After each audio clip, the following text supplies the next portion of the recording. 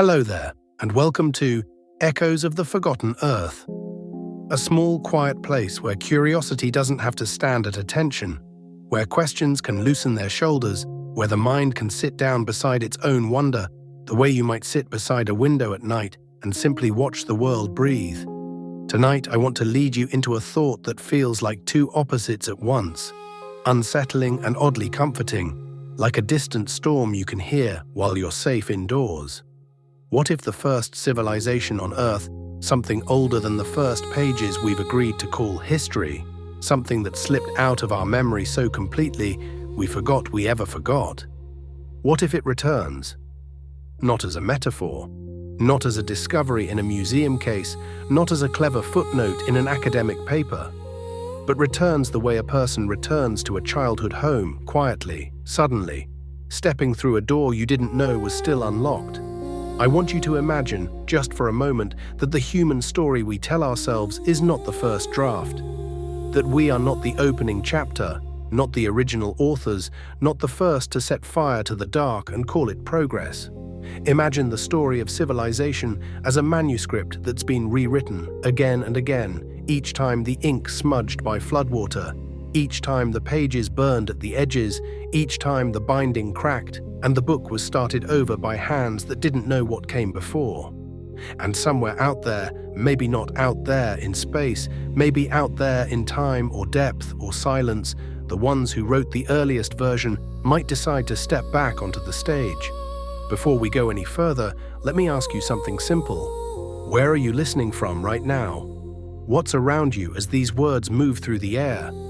Maybe you're at home, the room dim, your day finally folding itself away. Maybe you're in a car, passing streetlights that keep time in brief flashes. Maybe you're on a late train, your reflection sliding over the dark glass.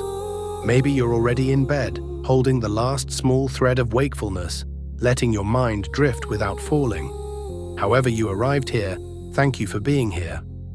And if you find this kind of wandering, this slow, careful exploration comforting or strange in a way you like, if it feels like a soft landing after a long day, you're welcome to stay close. This is a quiet corner. I try to keep it that way. So let's begin. Somewhere between what we can measure and what we can only remember through story, there's a whisper. It isn't the usual whisper of ancient kingdoms we can point to on maps and touch with our hands.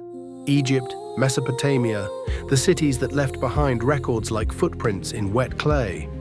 This is something older than that, older than writing, older than the first carved king lists, older than the vocabulary we use when we say civilization, like we know exactly what it means. Something so far buried that only fragments float up into our awareness, like bits of pottery rising through mud after a storm. When we talk about the first civilizations, we usually mean the ones we can place neatly on a timeline: the Sumerians, the Indus Valley people, the early dynasties whose names we've memorized because they were lucky enough to leave behind ruins that survived the moods of Earth. We place them at the beginning because they're the earliest we can clearly see. But what if they are not the beginning?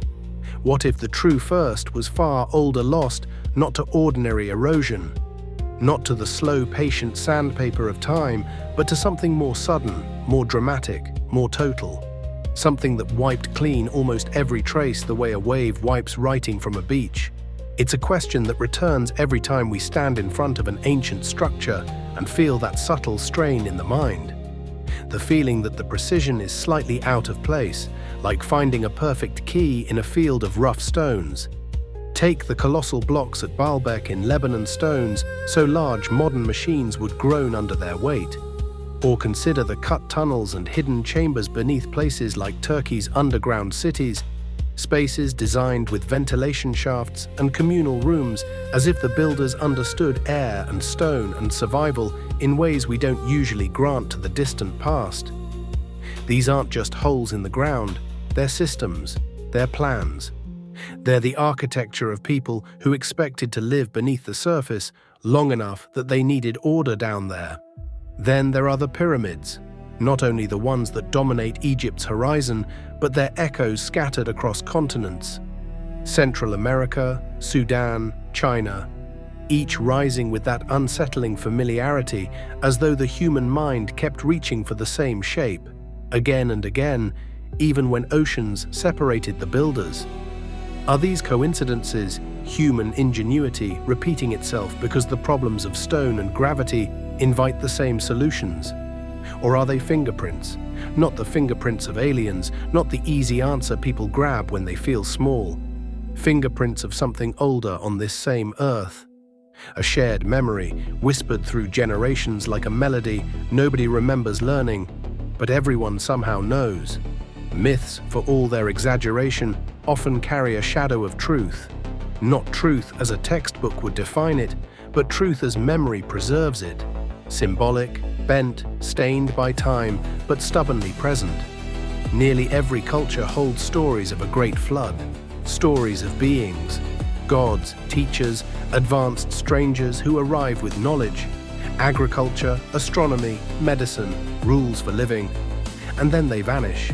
Atlantis is the famous name, the one that keeps resurfacing like driftwood. Plato described it as an island civilization beyond the Pillars of Hercules.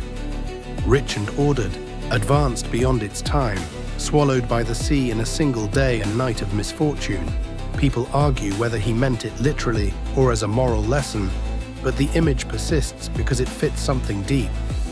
The fear that a whole world can be lost quickly. And Atlantis is not alone.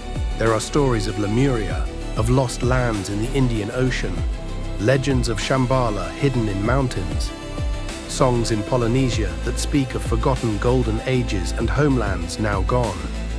Over and over, humanity seems to remember something while also forgetting what it is.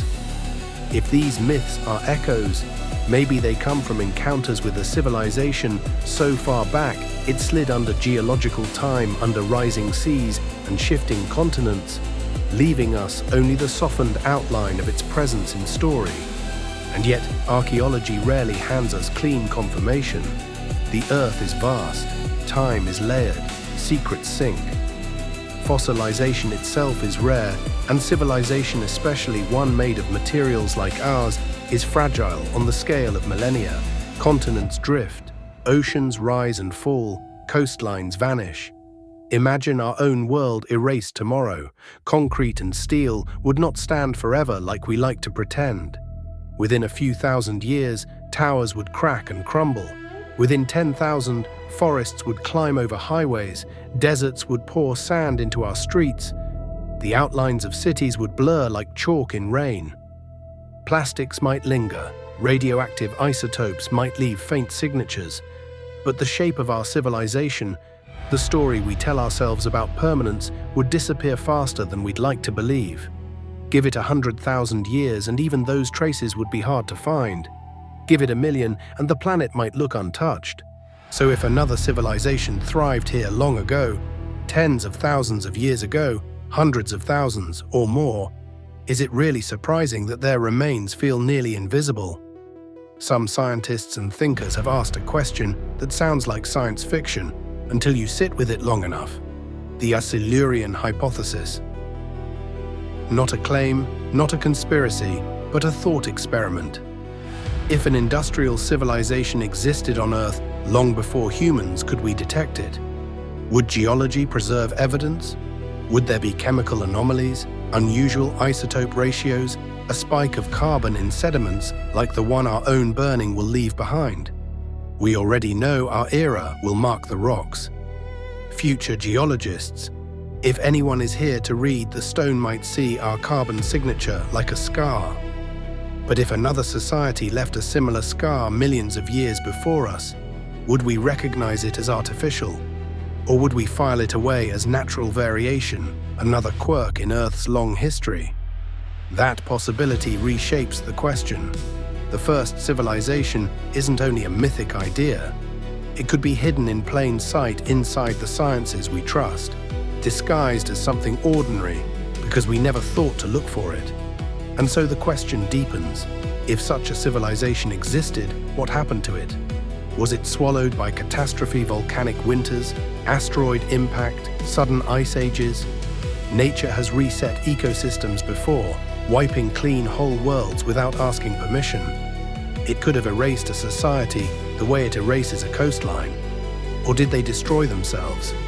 That fear lives in us for a reason. Advanced technology carries a double edge, the power to lift a species into brilliance and the power to end it. If they reached too far, if they turned their tools into weapons, or their energy into fire, maybe their ending was self-made. And then there's the most haunting possibility because it opens the door instead of closing it. What if they left? Not as extinction, not as collapse into dust, but departure migration not across seas, but across something wider. Across stars, across dimensions, across time itself. If they mastered technology beyond ours, the idea that they could have launched outward or stepped sideways into some realm we don't yet understand stops sounding impossible and starts sounding merely premature. That leads to the thought that's been waiting at the center of this whole wandering. If they left, could they return? And if they returned, would we recognize them? Would they look like us, shaped by the same planet, the same gravity, the same air? Or would exile have changed them into something else entirely? Would they arrive as teachers, curious about what grew in their absence? Or as judges, disappointed by how carelessly we handled the inheritance of Earth? It's tempting to imagine them as godlike, carrying technologies that would look like magic to us. But it's just as possible that they would be fragile survivors rather than conquerors, arriving with only scraps of what they once knew, searching for a home that exists now only as a memory. The thought is thrilling. It's also humbling. We love to see ourselves as the pinnacle, the first to split the atom, the first to send machines beyond our atmosphere, the first to map the invisible. But if we are not the first, then our place in time becomes smaller and stranger. We become part of a cycle, civilizations rising, falling, leaving traces, meeting again. If meeting is even the right word for the collision of eras. Imagine it, the first civilization stepping into our world and seeing satellites hanging in orbit like metallic moons, skyscrapers like cliffs of glass, smartphones glowing in palms. Would they marvel? Or would they smile with a familiar sadness, as if watching children reinvent tools they once held? And then, of course, there's the unsettling possibility that they never truly left at all. Maybe their influence runs through hidden traditions, secret lineages of knowledge, or even inside our own bodies. Some fringe theories suggest humanity itself might be their legacy, altered, guided, engineered. These claims stretch evidence thin, yes, but they also serve as a reminder. We don't know our origins as well as we pretend. We carry stories older than recorded history. We build monuments whose purpose still escapes us. We stare at the stars with the same longing eyes countless generations must have shared, as if part of us expects something to answer back. So the idea of return isn't only about a dramatic arrival. It's also about how we live now, whether we are ready to understand that we may not be the first and may not be the last. And if they did return, maybe they wouldn't bring answers the way we want answers. Maybe they would bring questions, deeper ones. Questions that remind us civilization is fragile, temporary, always balancing between creation and loss, always one disaster or one decision away from becoming a myth. So let me leave you, for this first stretch of our journey, with a question as simple as it is heavy. If Earth's first civilization returned tomorrow, how would you want them to see us? As a species ready to learn, or as one still repeating the same old mistakes, just with brighter lights? When we think about the stories humanity tells, it's tempting to sort them into separate rooms. In one room, facts, clean and measurable, lit by fluorescent certainty. In another, myths, soft-edged and imaginative, flickering by firelight. We tell ourselves they don't mix. That myth is what people invented before they had science, and history is what replaced it. But myths are stubborn things. They don't vanish the way daily details vanish. They stick, they travel, they survive conquest and migration and language shifts. They endure in places where paper rots and stone cracks. They are carried in mouths, in songs, in rituals, in bedtime whispers, in the way a grandmother tells a story the same way her grandmother did, even if nobody remembers why it matters. Why do they persist so strongly? Maybe because beneath their layers of gods and monsters and impossible landscapes, something real once happened. Something our ancestors saw, or survived, or were taught. Something so enormous it couldn't be kept in ordinary memory, so it was wrapped in symbol and passed forward as narrative because narrative is the oldest container we have. In that sense, myths might be less like fairy tales and more like fractured memories. Cultural dreams with bruises. Echoes of events too old for straightforward record, too heavy to carry without metaphor. If Earth's first civilization truly existed, it's possible their shadow lingers most clearly in these ancient stories. Start with the flood myths, the ones that appear so often they almost feel like a signature. The Bible tells of Noah, the ark, the rain that would not stop. Hindu traditions speak of Manu, warned by a fish, guided toward survival. Mesopotamian epics describe Utnapishtim preserving life on a vast boat, a story older than many people realize, carved into tablets that survived while empires fell. In Mesoamerica, there are tales of worlds washed away and remade. In Native American traditions, too, you find accounts of water rising, reshaping everything, leaving a few people clinging to what remains. How is it that cultures separated by oceans and millennia share the same archetype? Skeptics will say floods are universal, and they are. Rivers overflow, storms come, tsunamis strike. Water is the oldest disaster on Earth, but universality doesn't fully explain the strange sameness of the shape. A world-ending deluge, a small group of survivors, a reset. Was there a single catastrophic flood remembered by humanity's earliest survivors? Something like the rapid sea level rises at the end of the last ice age, when coastlines vanished and entire landscapes drowned? Or was the flood symbolic an echo of something else, a cultural memory of a civilization's downfall experienced as drowning, whether literal or metaphorical? If a first civilization perished in water, fire, or some overwhelming chain of catastrophe, survivors scattered, reduced, stripped of tools might have carried the trauma forward as story. Not as dates, not as data, as myth, and myth, unlike stone, can travel intact.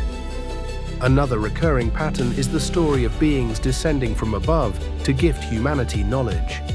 In Greek myth, Prometheus brings fire to mankind, an act that transforms human life forever and earns him punishment, as if the story itself understands that technology is never a simple gift. In Sumerian texts, the Anunnaki arrive and teach agriculture, writing, governance, civilization handed down as instruction. In Mesoamerican legend, Quetzalcoatl, feathered serpent and teacher, gifts astronomy and farming, then disappears, promising return.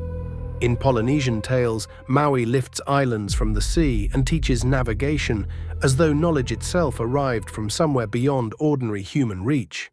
The similarities across continents are striking. Strip away the divine framing and the pattern becomes advanced knowledge appears suddenly, offered to people who do not yet have it, and the teachers vanish. It makes you wonder whether those gods were not gods at all, but survivors or emissaries of an earlier, more advanced society, encountered by scattered human groups who could only describe them through spiritual language. When knowledge is far ahead of the receiver's framework, it looks like magic.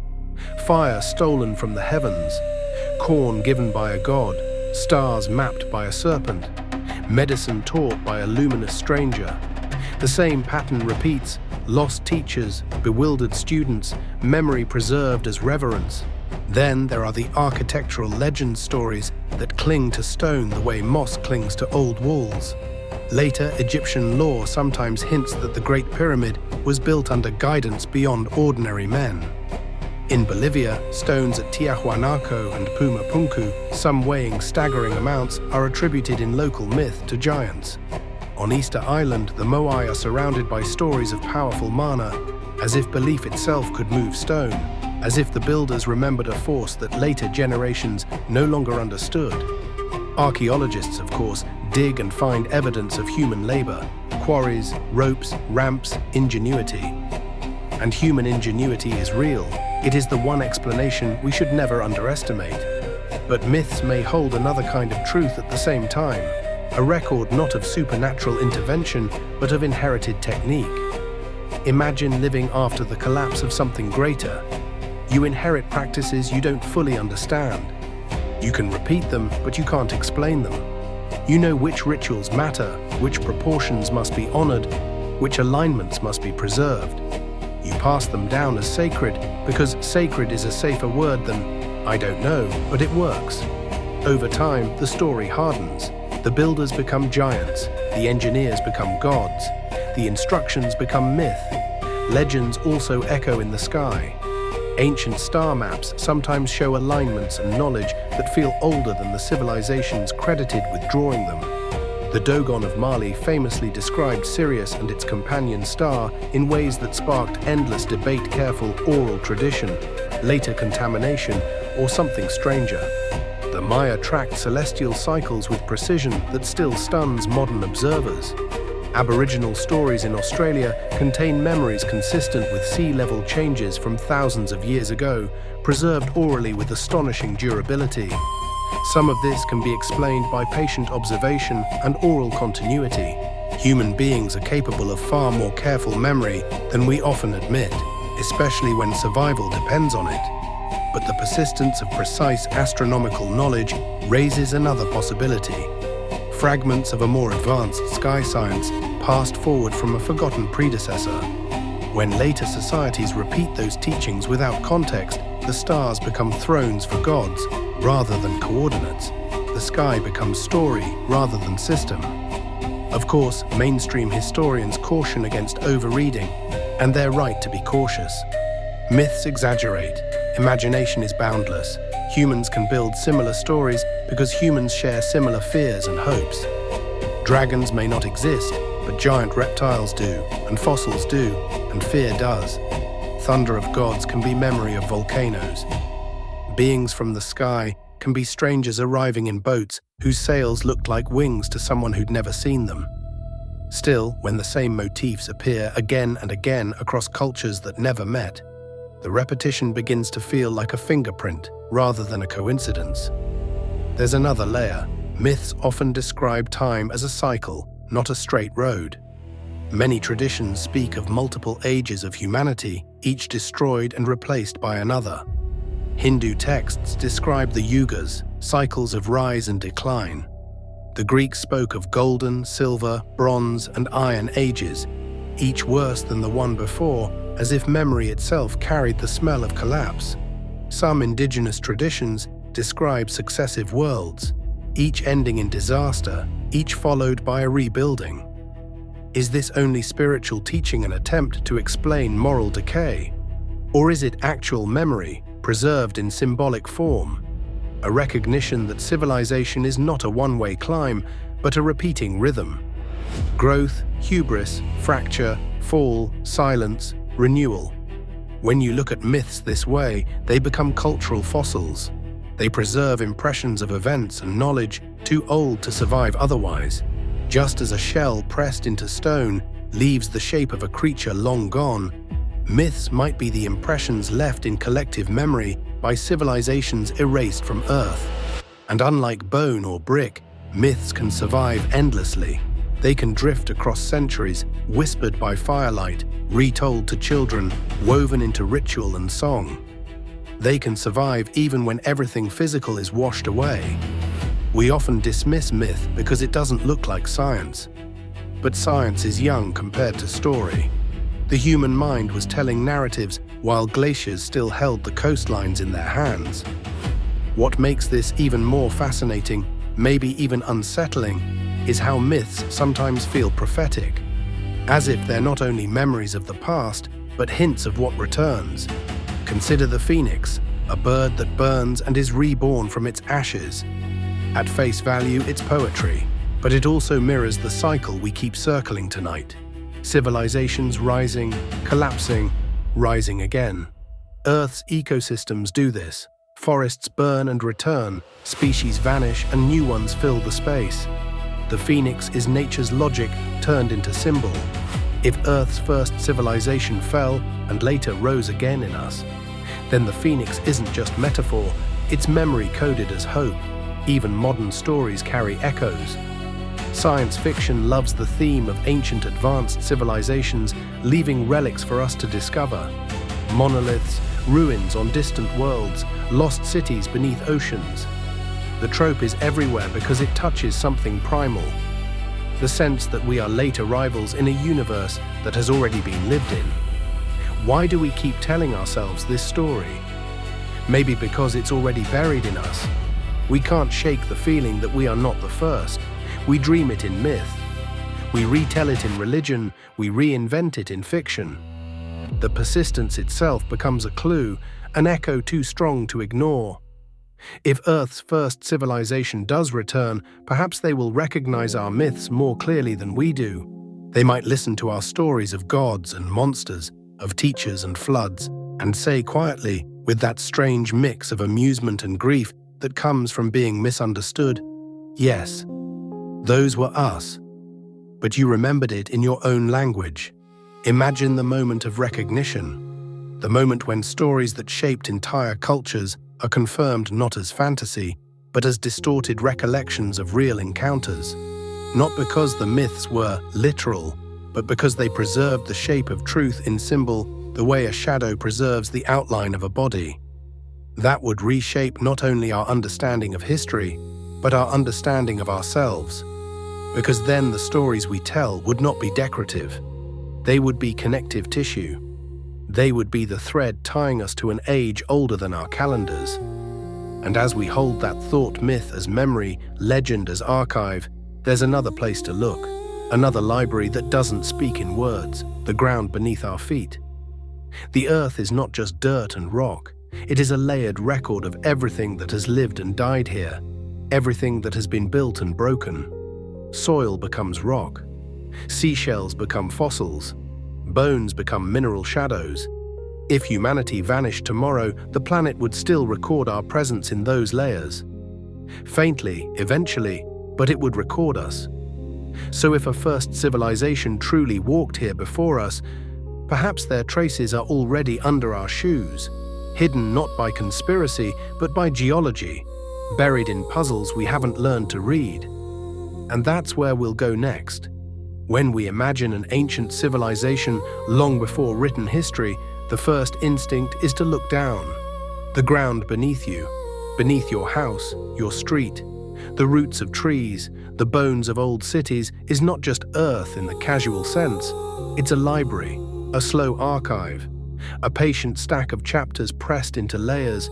Every step rests on forgotten worlds. Soil becomes sediment. Sediment becomes stone.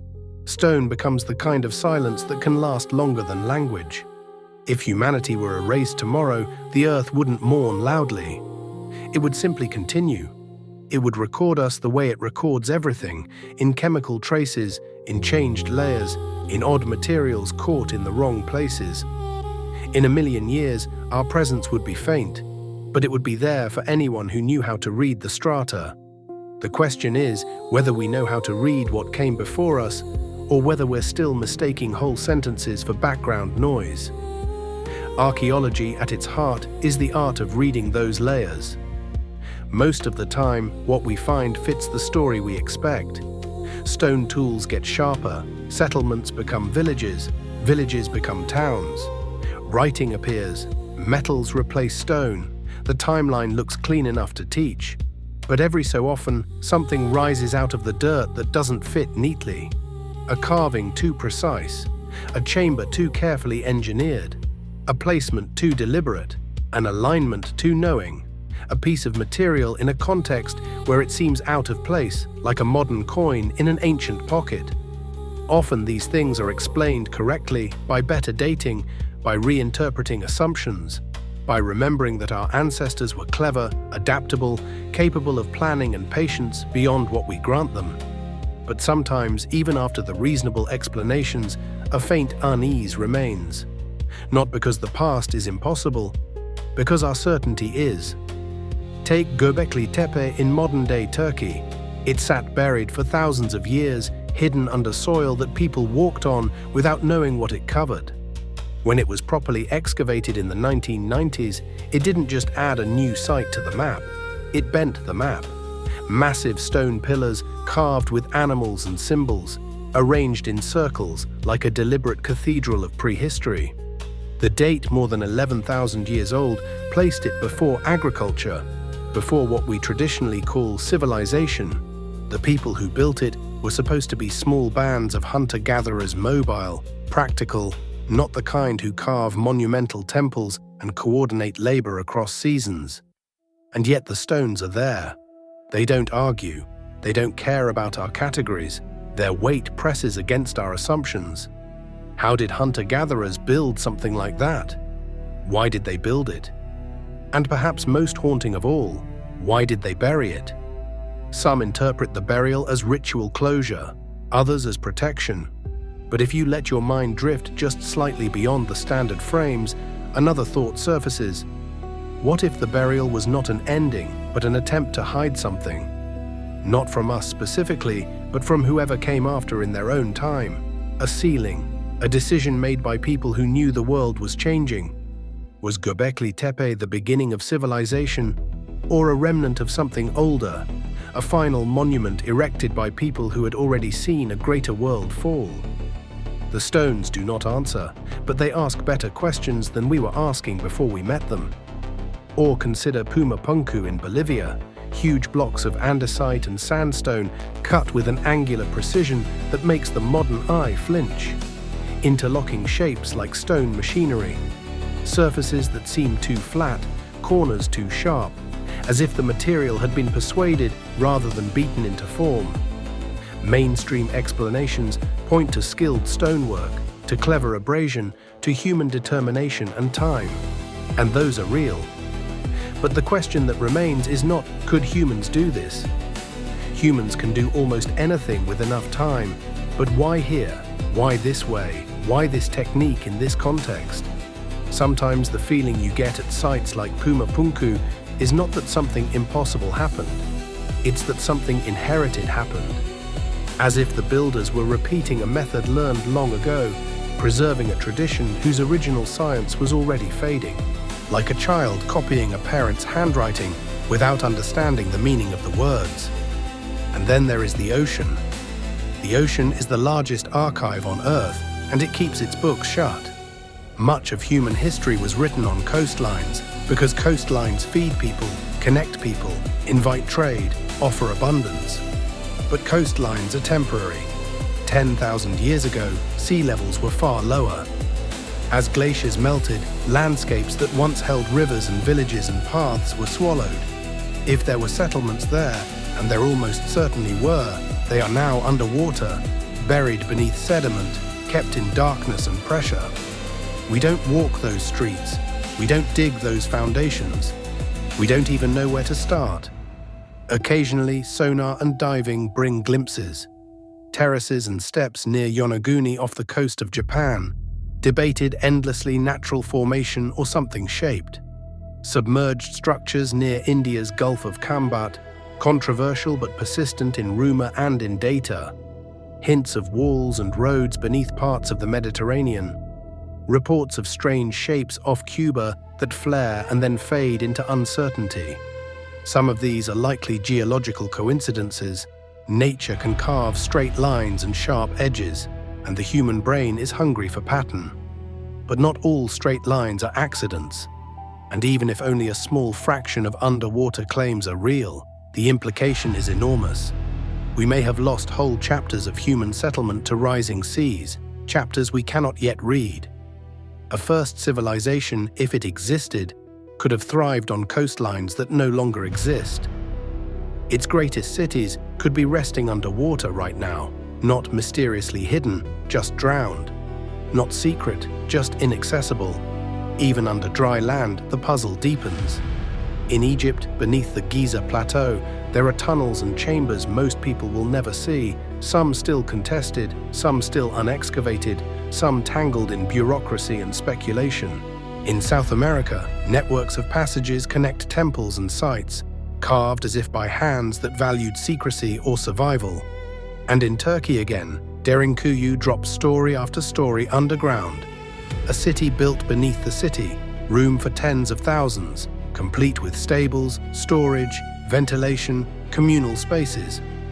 These are not random caves, they are deliberate architecture designed for long habitation, which raises a question that won't sit still. Who were they hiding from? Or what were they hiding from? The deeper you look, the more it feels as though humanity has forgotten chapters of its own story. Not because those chapters never existed, but because they were written in places we don't often look, beneath our feet, under our seas, behind the locks of time. Sometimes the puzzle isn't architectural. It's technological, at least. It looks technological from the angle of modern imagination. Strange metallic spheres found in ancient rock layers, carvings that resemble machines if you squint, maps like the Piri Reis map 16th century, controversial claimed by some to show coastlines that shouldn't have been known. These things are often explained away as misinterpretations, hoaxes, coincidences, or the natural human tendency to project modern shapes onto old symbols. And many times, that's correct. But the persistence of out-of-place claims points to a real underlying tension. We don't actually know what we would expect to find if an advanced civilization existed long ago. Our imagination often assumes their evidence would look like ours, metal and plastic and devices. But time erases devices. Copper wires corrode, circuits crumble, glass shatters. Even stone can be ground down given enough seasons. Imagine discovering a shattered smartphone centuries from now without context. A smooth black rectangle, no battery, no screen light, no signal. It might be catalogued as an ornament, a polished stone, a ritual object. How many artifacts have we already overlooked because we didn't recognize their purpose? The Earth is cruel to evidence. Fossils survive under rare conditions. Whole species disappear from the record as though they never existed. We reconstruct ancient life from fragments and then speak with confidence as if we've seen the whole animal. It's humbling to realize how incomplete the archive is. If an advanced civilization existed millions of years ago, their skyscrapers and satellites would be long gone. Their machines would not be waiting in caves. Only subtle chemical traces might remain, anomalies in isotopes, unusual concentrations of elements, carbon spikes, plastic-like polymers transformed into something unrecognizable. Would we recognize those as artificial? Or would we file them under odd natural variation and move on? This is where the idea becomes less like fantasy and more like a warning about our own confidence. Our certainty about the past is built on what survived, not on what existed. And survival is random. There's also another angle people avoid because it makes everything feel stranger: deliberate concealment. Göbekli Tepe was intentionally buried. That isn't a conspiracy theory, it's in the dirt. Someone chose to cover it. Why? Ritual, preservation, protection, fear. Many cultures carry myths of sacred knowledge hidden away to be revealed in another age. Tibetan traditions speak of terma treasures concealed until humanity is ready. In Mesoamerican stories, secret records are hidden beneath temples. Around the world, the pattern repeats, knowledge sealed, waiting, time locked. What if that is not only metaphor? What if an earlier civilization seeing collapse, coming hid caches of knowledge underground, sealed in chambers we have yet to find? Not just a few artifacts, but archives, instructions, warnings, maps, a message designed to outlast flood and fire. If they returned, those caches might be the first thing they would seek, not because they need to prove anything to us, because they would remember where they put them. All of this leads to a realization that can feel dizzying if you sit with it too long. The puzzle beneath our feet may not be about proving definitively that a first civilization existed. It may be about realizing how fragile our understanding is. Every shovel of dirt, every sonar scan, every unexpected sight reminds us that our view of history is provisional based on what we've found so far, not on what truly happened. We're detectives working a crime scene that's been rained on for 10,000 years. The clues are scattered, the evidence is warped, the witnesses are myths. If Earth's first civilization does return, they may walk through our museums with quiet amusement. The fragments that baffle us might be obvious to them. A strange stone object in a display case might be to them a tool. A debated underwater structure might be a harbor they once used. Göbekli Tepe might have a name they still remember, a purpose we never guessed.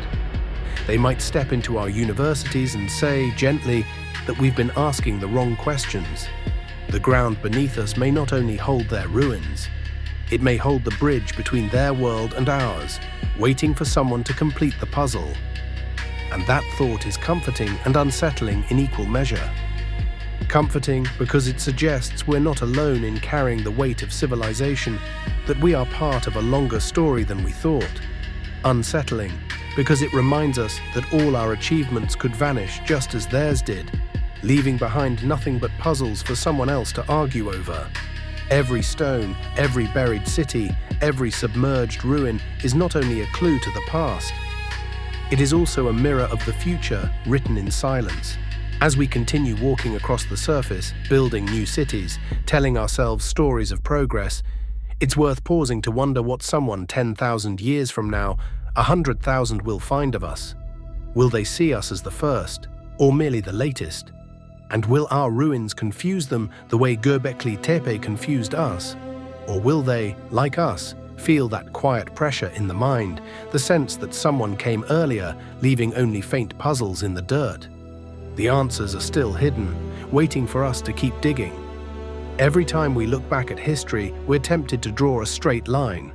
Stone tools, fire, farming, cities, writing, electricity, computers, a clean ascent.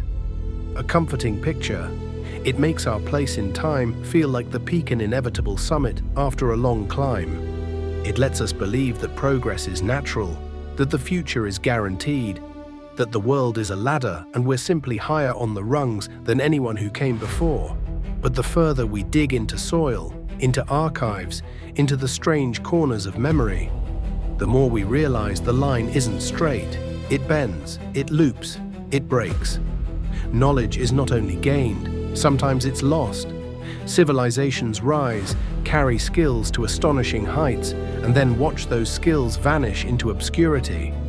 Not because people suddenly become stupid, but because the systems that hold knowledge, schools, libraries, stable trade, peaceful years, are fragile. Break the system and the knowledge fractures like glass. That raises a simple possibility, one that sounds almost insulting until you sit with it long enough to feel its weight. What if many of the things we call inventions are really reinventions? What if Earth's first civilization mastered ideas we're only now stumbling toward again? Even within recorded history, the last thin slice of time we pretend is the whole story. We see lost knowledge everywhere. Consider Roman concrete. The Colosseum still stands, aqueducts still cut across landscapes, harbor structures endured in seawater for millennia. Meanwhile, plenty of modern concrete crumbles in decades. The Romans, without modern chemistry labs, found a recipe volcanic ash mixed with lime and seawater that created a material that could grow stronger with time. And then the empire fractured, trade networks collapsed, and the recipe faded. Not fully erased, but scattered. Lost enough that only recently have scientists begun piecing it back together.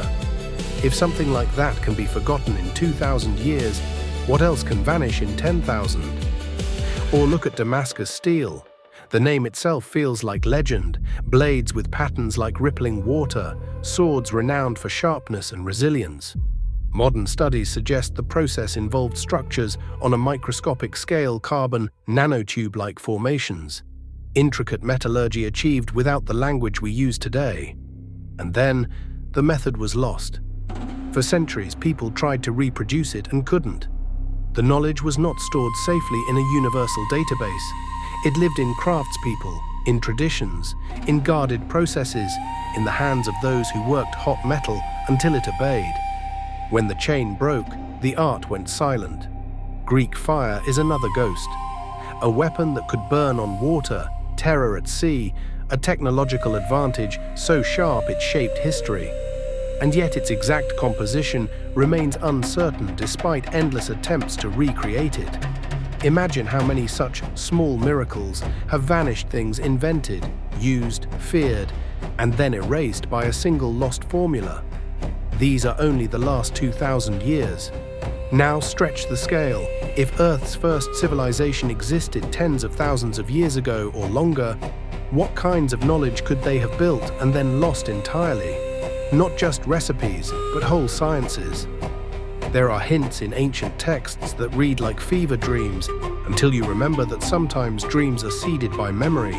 The Indian epics, the Mahabharata, and the Ramayana speak of flying vehicles, vimanas, and wars involving weapons of immense power. Descriptions of light like 1,000 suns, of cities reduced to ash, of poisoned lands. Readers argue metaphor, exaggeration, cosmic poetry. And that's possible. But the detail is sometimes too elaborate, too technical feeling, as if the storyteller is trying to explain something seen but not fully understood. Greek myths describe automatons, self-moving machines forged by Hephaestus, mechanical servants, bronze giants guarding islands. Chinese legends speak of mechanical birds and animals, of devices powered by gears. We treat these as imaginative flourishes. Yet human imagination rarely creates from nothing. It recombines. It echoes. It builds from what is glimpsed, feared, desired, remembered. And archaeology, real, sober archaeology, sometimes coughs up objects that snap our assumptions in half. The Antikythera mechanism is the famous example, a shipwreck off Greece, a corroded lump that turned out to be a complex arrangement of gears over 2,000 years old, capable of predicting celestial cycles, an analog computer in a world we assumed had no such thing. For decades, people struggled to believe it, not because the evidence wasn't there, but because it didn't fit the tidy story. Now imagine finding something like that, something with gears, with precision buried, not in a shipwreck we can date to a known era, but in layers far older, in contexts that don't belong to any recognized civilization. Would we recognize it? Would we call it a relic, or dismiss it as natural, or misdated, or a contamination? Sometimes the problem isn't that evidence doesn't exist. It's that we don't know what evidence looks like when it's out of its expected place. Even the great architectural feats of the past feel like echoes of techniques we can't fully reconstruct. The stonework at Machu Picchu blocks fitted so closely you can't slide a blade between them. The precision cutting at sites like Saqqara, where granite boxes and chambers show accuracies that feel almost machine-like. In multiple places, you find drill holes, saw marks, surfaces that look as though stone was treated with methods we do not associate with the tools we assume were available. The usual answers involve ramps, ropes, manpower, patience, abrasion, clever leverage. And again, human ingenuity is real. But when you look at the sheer scale and repetition and exactness, some explanations feel like they're describing how to move a mountain by hand while ignoring the possibility of forgotten methods. Maybe we're looking at the problem sideways. Perhaps they weren't using brute force the way we imagine. Perhaps they used techniques we don't know. Techniques lost so thoroughly they survive only as rumor.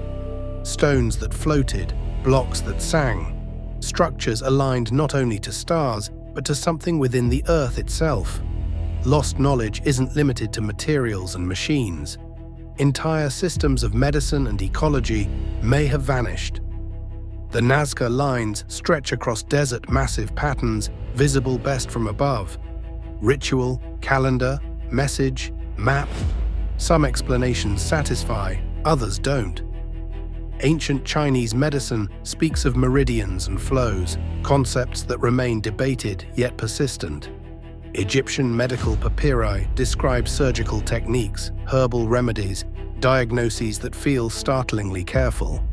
Indigenous knowledge passed, orally often, contains botanical insights it takes modern labs decades to rediscover.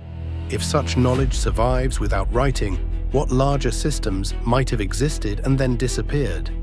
Consider electricity. We treat it as modern, the domain of wires and grids and power plants. But there are hints always debated, always borderline, that people long ago may have brushed against its principles. The so-called Baghdad batteries, clay jars with copper and iron that could generate small currents. Were they used for electroplating, for medicine, for something else? We don't fully know, and even if they did exist, what would remain after 10,000 years? Copper corrodes, organic insulators decay, devices vanish. What survives is myth, lightning gods, divine sparks, fire from the sky. Flight is another obsession that won't let go of humanity's mind. Vimanas, sky chariots, winged beings, feathered serpents, stories of people carried into the heavens. We achieved controlled flight only recently, and yet the idea is ancient, repeating across cultures with such insistence it feels less like a fantasy and more like a memory that keeps resurfacing. Skeptics will say humans dream of flight because birds exist. Fair, but dreams can also be prompted by something else. Stories of a time when flight was real for some people, and everyone else watched, stunned, trying to describe it. Communication too may have had paths we've barely explored. Oral traditions sometimes describe knowledge shared directly mind to mind, or through resonance, or through ways we would now label impossible. Modern science remains cautious, rightly, but physics has repeatedly revealed that the universe is stranger than our daily intuition. Entanglement, interference, non-locality. If an earlier civilization explored those strange pathways, they might have achieved forms of connection that left little physical trace. All that would remain are the myths.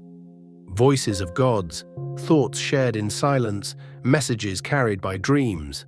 The unsettling part isn't only that knowledge can be lost, it's why.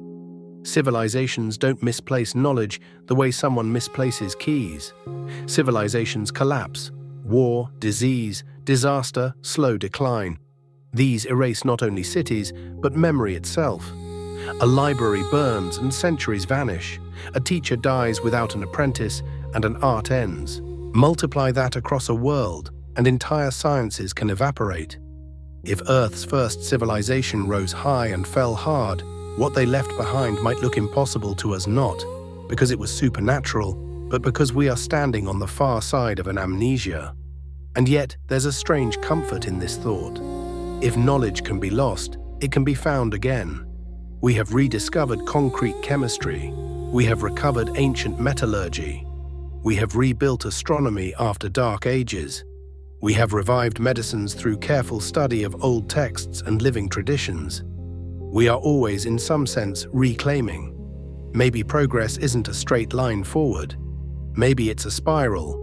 Maybe our greatest achievements are not entirely new, but old paths resurfacing, memory returning through invention. If Earth's first civilization does return, perhaps what they show us won't feel utterly foreign. Perhaps it will feel eerily familiar.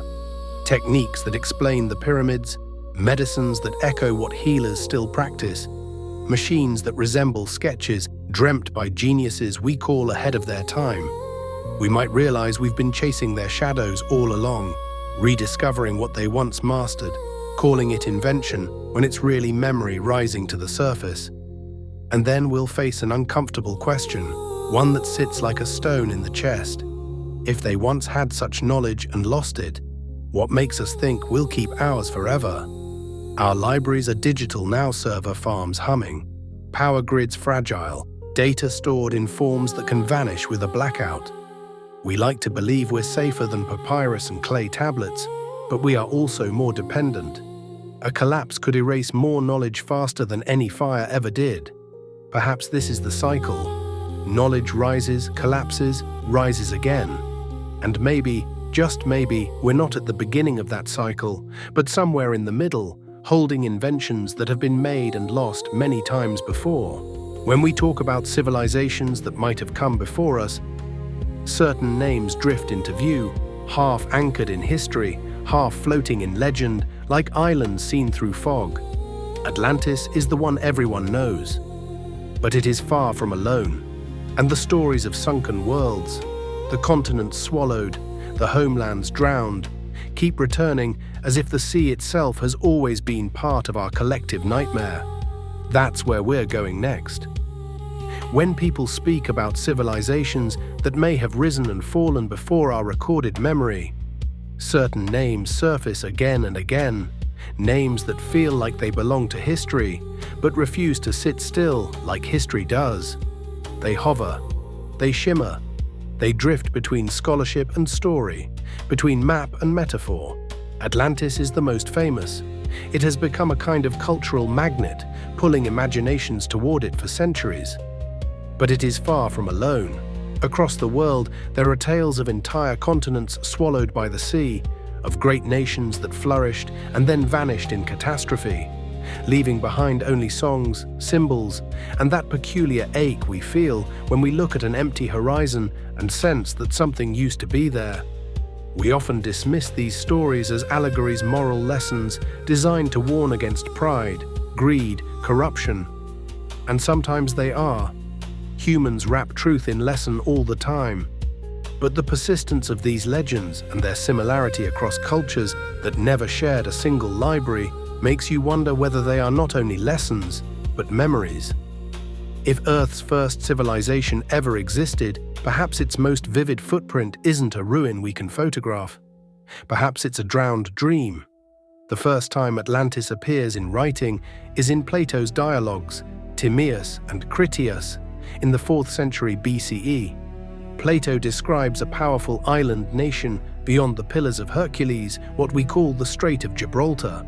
He says it was larger than Libya and Asia combined, rich in resources, engineered with remarkable architecture, ruled by kings, ordered and formidable. For a time, Atlantis lived in harmony. Then, as the story goes, it grew arrogant.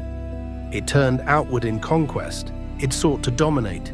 Its corruption angered the gods, or if you prefer a modern translation, its imbalance offended the order of the world. And then, in a single day and night of misfortune, the island sank beneath the sea. Scholars debate endlessly whether Plato was recording an older tradition, inventing an allegory, or reshaping rumors into philosophy. But the thing that keeps Atlantis alive isn't only Plato's words, it's the way the story fits a pattern too human to ignore. A civilization reaches a peak, believes itself untouchable, then collapses so fast it feels like the world itself swallowed it. Over the centuries, people have tried to place Atlantis on the map, as if naming the location could tame the story. Some locate it near Crete, linking it to the Minoans and the volcanic eruption at Thera, a real catastrophe that shook the Mediterranean and could have scattered memories like ash. Others place Atlantis in the Atlantic near the Azores. Some move it across oceans. Some push it to Antarctica, imagining a frozen kingdom beneath ice. None of these theories has been proven. And yet the search continues, because Atlantis has become more than a specific place. It is an archetype, the drowned civilization, the lost world, the warning written in water. But Atlantis is not the only tale of submergence. In South Asia, there is the story of Lemuria, a hypothetical lost continent said to have existed in the Indian Ocean. The name emerged in the 19th century when scientists, puzzled by the distribution of lemur fossils, proposed a land bridge connecting Madagascar, India, and Africa. Plate tectonics later offered a different explanation, and Lemuria as a scientific necessity faded. But the idea didn't die. It migrated into myth and mysticism, into theosophy, into the human hunger for a forgotten homeland. In Tamil traditions, there are legends of Kumari Kandam, a vast land south of India where kings and poets once thrived, swallowed by the sea. Whether Kumari Kandam corresponds to a real submerged landscape or stands as a symbolic origin story, it carries the same emotional imprint. A world lost underwater, a cultural root drowned but remembered. Further east, the Pacific holds its own chorus of vanished lands. Polynesian traditions speak of homelands now lost beneath the sea, places from which people set out to populate islands. In Micronesia and Melanesia, similar stories persist, lands that sank, islands that disappeared, worlds that were once connected. The Pacific is dotted with oral histories that sound like echoes of submergence. Could these stories be cultural memories of sea level rise at the end of the last ice age? Between roughly 15,000 and 10,000 years ago, melting glaciers raised sea levels by more than 100 meters. Coastlines shifted dramatically. Plains became seafloor. The map of the world changed. If people lived on those ancient coasts, and they did, then entire communities were displaced. And if a more complex society existed along those fertile edges, its heartland could have been erased in slow motion, drowning year by year until the last structures vanished beneath waves. To survivors moving inland, it would have felt like the world ending. And to their descendants, it would become myth not because it was imaginary, but because it was too enormous for ordinary language. So the story would be carried in the only vessel strong enough: narrative. In the Americas too, echoes repeat. Maya and Aztec traditions speak of previous worlds destroyed by flood and fire, each replaced by another. In Andean legends around Lake Titicaca, there are stories of great builders before disaster. In North America, indigenous nations hold accounts of deluges, of lands lost, of waters that reshaped reality. Everywhere, destruction, submergence, memory. It is almost as if humanity carries a collective scar, the trauma of watching familiar land vanish underwater, the grief of losing homes and roads and sacred places to an indifferent ocean. Skeptics will say again, floods are universal. That's true, but universality cuts both ways. Because if an ice age sea rise truly displaced vast populations, then the universality of flood myths becomes less surprising and more like evidence of a shared experience. Not a single flood in a single year, a planetary transformation.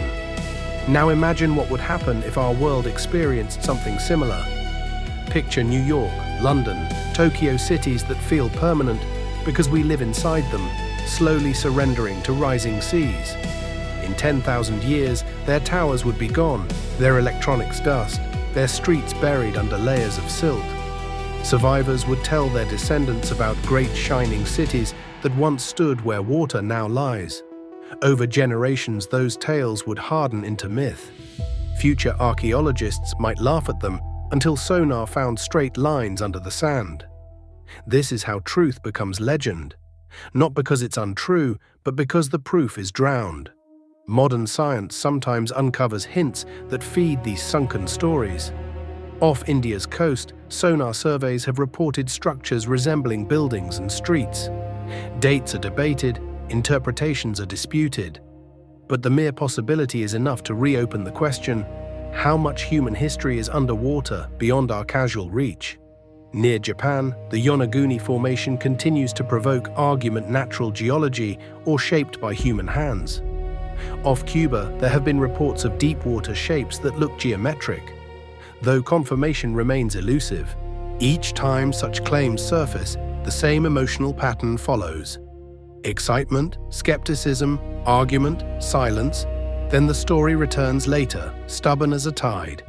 The fascination with lost continents reflects something psychological as well. These legends are not only about the past, they are mirrors of our anxieties about the future. Atlantis is pride and collapse. Lemuria is yearning for origins. Kumari Kandam is cultural memory. Pacific drowned homelands are migration and survival.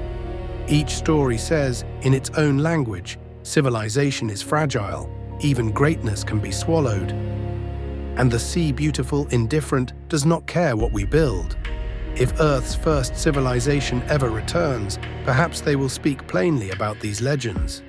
Perhaps they will tell us whether Atlantis was a specific place, whether Kumari Kandam corresponded to a real drowned plain, whether the Pacific stories were memories of rising seas.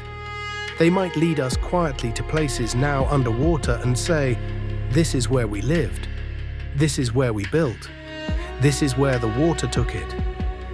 Or perhaps they will tell us the names are ours, human inventions pinned to a truth too vast for proper labels. Maybe there was no single Atlantis, no single sunken continent, but a civilization spread across many coasts, many islands, many harbors, its ruins now resting in silence under waves. Until then, the stories persist. Dreams we cannot shake, myths whispered by cultures oceans apart, separated by time, yet united by the same shape of loss. Evidence without proof, history without record. And while scholars debate and skeptics dismiss, the persistence of these legends suggests they carry something more than fantasy. They are echoes of a possibility, that we are not the first, and that the sea still holds secrets waiting to be uncovered. But water is only one place the past hides. Stone hides differently. And when we stand before the great monuments, pyramids, circles, terraces, blocks too large and too precise, there is often a moment of quiet disbelief that feels like a kind of memory we can't place. That's where we go next. The builders, the cosmic architects, and the question of whether stone itself was used as a message designed to survive catastrophe. When people stand in front of the great monuments of the ancient world, there's often a moment that language doesn't quite catch. You can read every plaque, you can watch every documentary, you can memorize the dates and the dynasties and the theories about ramps and ropes and labor crews. And still, when you're there, when your eyes have to measure the stone with your own sense of scale, when your body feels the presence of it, you run into quiet disbelief. Not because the past is incapable, because the past is deeper than the story we've told about it. Stand before the pyramids of Giza, walk among the stones of Stonehenge, climb the terraces of Teotihuacan, look across the deserts where lines stretch like deliberate scars.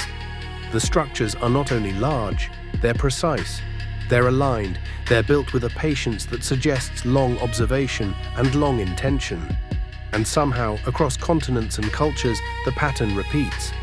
Monuments that seem to speak both to earth and sky, as though the builders wanted their work to be anchored in something larger than human politics, something that survives kings and wars. This is where the idea of a first civilization often feels most tangible. Not in myths, not in sunken dreams, but in stone that still holds its posture against time. Consider the Great Pyramid. It's easy to reduce it to a headline, big pile of blocks. But the closer you look, the stranger it becomes. Its base is astonishingly level. Its sides align with the cardinal directions with precision that still makes engineers pause. Its proportions have invited endless interpretation. The golden ratio, astronomical measures, some of which may be coincidence, some of which may be the human tendency to see patterns. But even if you strip away every numerological claim, what remains is still unsettling. Design that feels deliberate in a way that exceeds mere monumentality. We are told copper chisels, wooden sledges, manpower. And yes, humans can do incredible things with simple tools if they have organization, time, food, and reason. But the Great Pyramid rose more than 4,500 years ago to a height that stood as the tallest structure on Earth for millennia. Stones averaging multiple tons, some far larger, fitted into a form that is geometrically clean enough to feel like a thought made physical.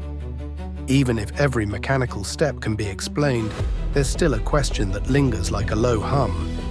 Where did the design itself come from? Who decided that this was the shape worth spending generations to make?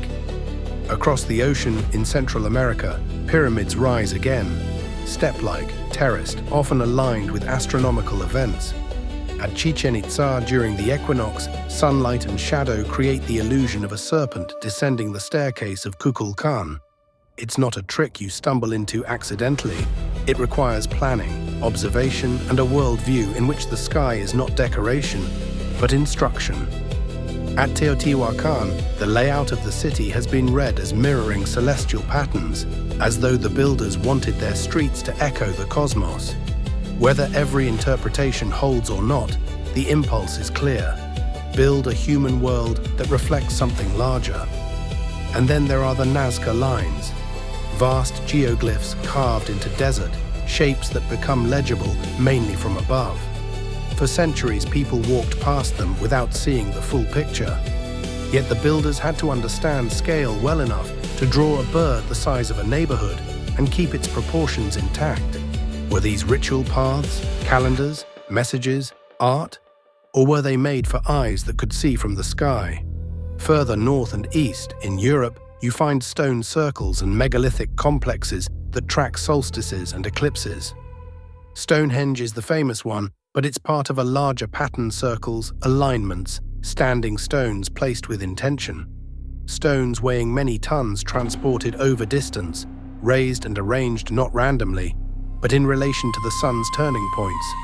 The builders left little written record, but the architecture itself is a form of writing.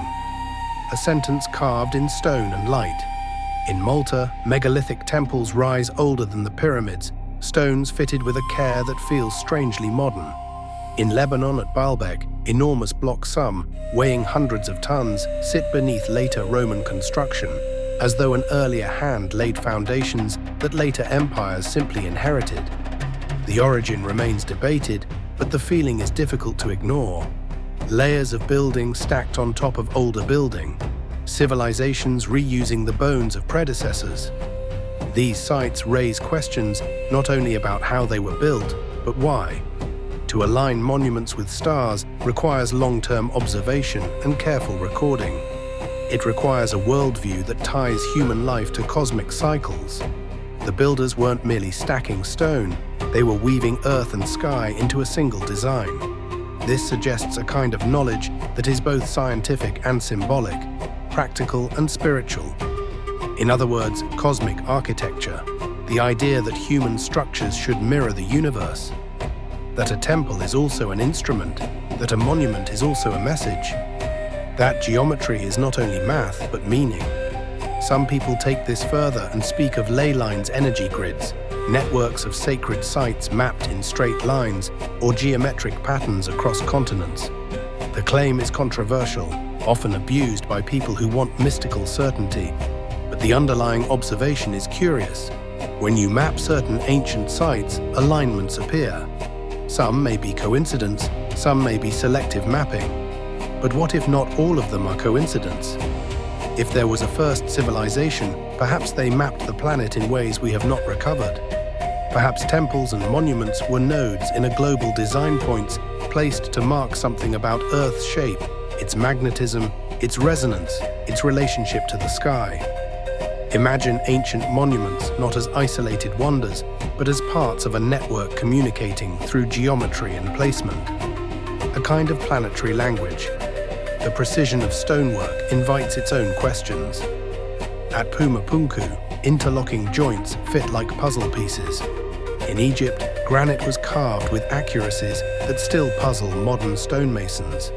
Some sites show bore holes and saw marks that seem to imply tools more efficient than the ones we assume existed. Were these simply extraordinary skill applied over long time, or traces of techniques now lost? If the latter, then these ruins are not just monuments, they're signatures, calling cards left in stone. Not saying we were here in words, but in method. But why build in stone at all? If an advanced civilization existed, why not metal towers, glass cities, materials that feel more futuristic? The answer may be simple.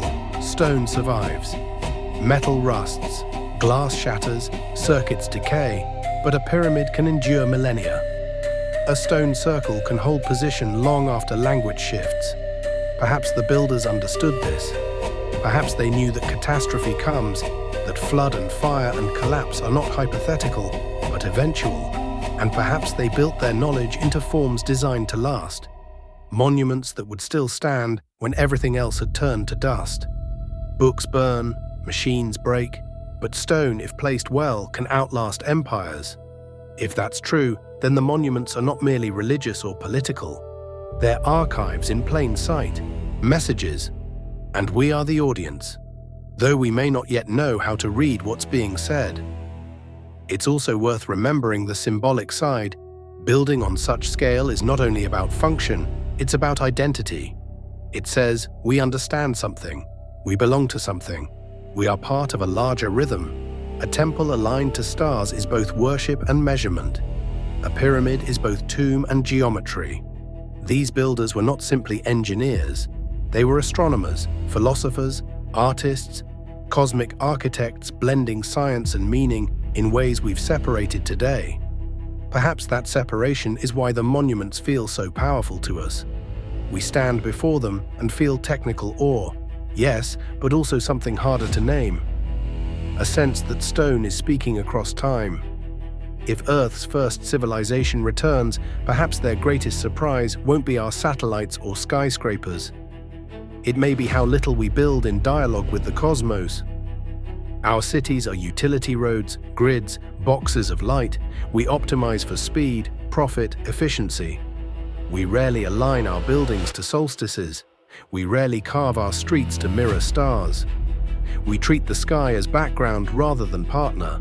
To them, architecture might not be shelter alone. It might be a conversation with the universe, a way of grounding human life in cosmic rhythm. They might walk through our cities and see brilliance, yes, but also disconnection, as if we learned to manipulate matter while forgetting the language of pattern. The puzzle of the ancient builders remains unsolved, and perhaps it always will be, at least until we learn to read stone as more than stone. Whether these monuments were built by known civilizations pushing their limits, or by inheritors carrying half-remembered techniques, or by a truly forgotten predecessor, their message is still clear. Humanity has always looked up. Humanity has always tried to connect Earth with sky. Humanity has always tried to build something that lasts beyond a single lifetime. The builders may be gone, but their vision remains etched in stone, silent yet enduring. And so the monuments we see today are more than tourist destinations or archaeological puzzles. They are reminders that we are part of a long continuum of builders, some remembered, some forgotten. If the architects ever return, they may not need to prove who they are. The proof may already be beneath our feet and above our heads, written in stone and starlight, waiting for us to understand. But there is another kind of waiting, not in stone, in the spaces between what we find and what we agree to say about it. Because archaeology, like any human discipline, has its own silences. And those silences matter. That's where we go next. When people imagine archaeology, they often picture bright, clean discovery. A brush sweeping sand from pottery. A careful hand lifting an artifact into sunlight. A team measuring stones while the camera narrates a tidy story. We like the idea that the past is a puzzle, and that each new find clicks neatly into place, completing the picture. But archaeology is not only about what is found. More often, it is about what is missing. And sometimes more quietly, more uncomfortably, it is about what is left unspoken. There is a silence around the field that most people don't notice until they start listening for it. A silence created not only by gaps in evidence, but by the way evidence is interpreted, filed away, or politely ignored when it threatens the shape of the story we've grown used to telling. If there was ever a first civilization, this silence may be one of the strongest reasons we cannot yet see them clearly. The record of human history is shockingly thin. For a species that has existed for hundreds of thousands of years, most of what we know in detail comes from the last 5,000. Everything before that is reconstructed from fragments. Bone, stone tools, fire pits, a scattering of art on cave walls, a handful of sites that survived long enough to be discovered. Imagine trying to write the history of our own time using only broken dishes, a few rusted tools, and the occasional fragment of text. Then you begin to understand the scale of what is missing. The earth buries and destroys almost everything. Cities vanish without leaving a trace. Forests swallow walls. Rivers erase settlements, deserts cover temples. In 1,000 years, much of our present world could be unrecognizable. In 10,000, even the outlines would blur. Extend that to tens of thousands, and the silence becomes deafening. And yet, within that silence, anomalies appear. Tools found in layers older than they should be. Carvings that seem too precise for the timeline they're assigned. Sites like Göbekli Tepe that force a rewriting of what was possible in prehistory. Each time something like this surfaces, it is debated, dissected, and often explained away. Sometimes the explanations are correct. Science requires caution. A single misdated object should not rewrite the world. But caution has a shadow side. When a framework becomes comfortable, when careers, institutions, textbooks, and identities rest on a certain timeline, anything that pushes too far outside the borders is treated like a threat rather than an invitation. The silence is not only in the ground, it's also in the human systems built to study the ground. If evidence of a first civilization exists, it may already be sitting in museum storage boxed, catalogued, dismissed as misidentified, misdated, or unimportant. Not because anyone is plotting to hide it, but because it does not fit a category, and in science, what has no category often becomes invisible. There are practical limits too. Less than a fraction of Earth has been excavated in detail, and most of it never will be. Jungles conceal cities. Deserts hide roads, mountains keep their secrets. Political borders and funding limits decide where we dig and where we don't. Even when satellite imagery reveals strange patterns, straight lines beneath forests, grids beneath sand, excavation is slow, expensive, and tangled in permission. Whole continents have barely been explored beneath their green canopies. And then there is the ocean. More than 70% of our planet is water, and most of it is unexplored. Under those waves lie landscapes that were once dry land. During the last ice age, sea levels were more than 100 meters lower, exposing vast continental shelves where people almost certainly lived. When the ice melted, those lands were drowned. If there were towns, temples, ports, roads, if there was a civilization, much of its evidence may now be under thousands of years of silt and salt water, unreachable to all but the most advanced technology. Occasionally, glimpses surface structures off India, debated terraces off Japan, rumors off Cuba. But full exploration is rare. The ocean holds its silence tightly. If Earth's first civilization built along those ancient coasts, most of their story may be down there, pressed into darkness, beyond our ordinary reach. Archaeology also faces another kind of silence, the silence of taboo. Some ideas are considered too speculative to entertain seriously. Suggest that a tool is older than accepted dates, and you may be dismissed before the conversation begins. Suggest that myths preserve real memories, and you risk being labeled fringe. Suggest that civilizations could have existed before the ones we recognize, and you step into territory guarded by academic boundaries. That doesn't mean archaeologists are dishonest. Most are careful, devoted people, trained to resist sensationalism. But it does mean that certain questions are rarely asked out loud, even when the evidence is strange enough to whisper them. Silence can be a defense against chaos, a way to keep the story tidy. But tidy stories are not always true. Even the artifacts we do have are incomplete. Texts crumble, symbols fade, context is lost. We think of ancient languages as dead, but the truth is more unsettling. Many are not dead, so much as unread. Their meaning locked in marks we can see but cannot hear. The Rosetta Stone is famous because it broke a silence. For centuries, Egyptian hieroglyphs were visible and meaningless to those who looked at them. People stared at the symbols and guessed wildly. Only when the right key was found did the language become audible again. How many other keys are missing?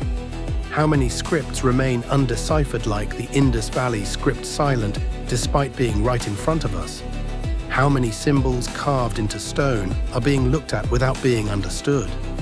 If a first civilization wrote knowledge in a symbolic system we cannot read, we may already be looking directly at their words and not knowing it.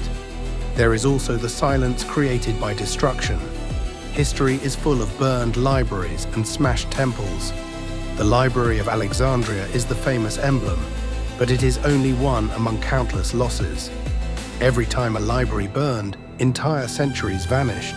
Every time a city was razed, records disappeared.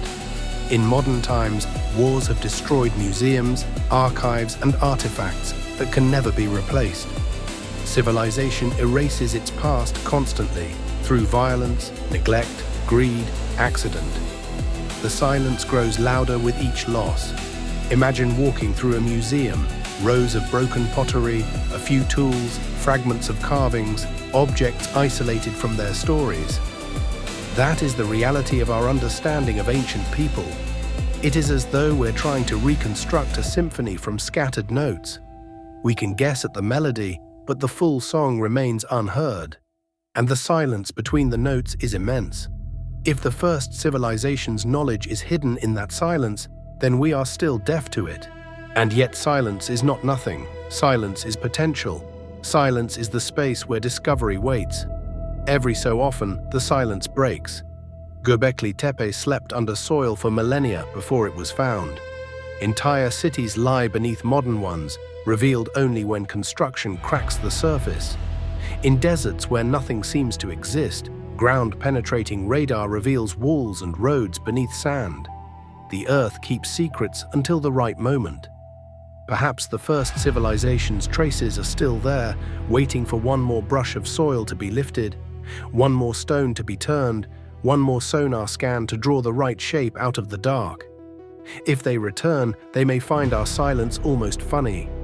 They may point to the ground and say, "You are walking over our cities." They may gesture to the ocean and say, "Our homes are beneath those waves." They may listen to our myths and say, "That is our history, told in your language." To them, the silence would not be silence at all. It would be a story they remember clearly. To us, it is mystery. To them, it is memory.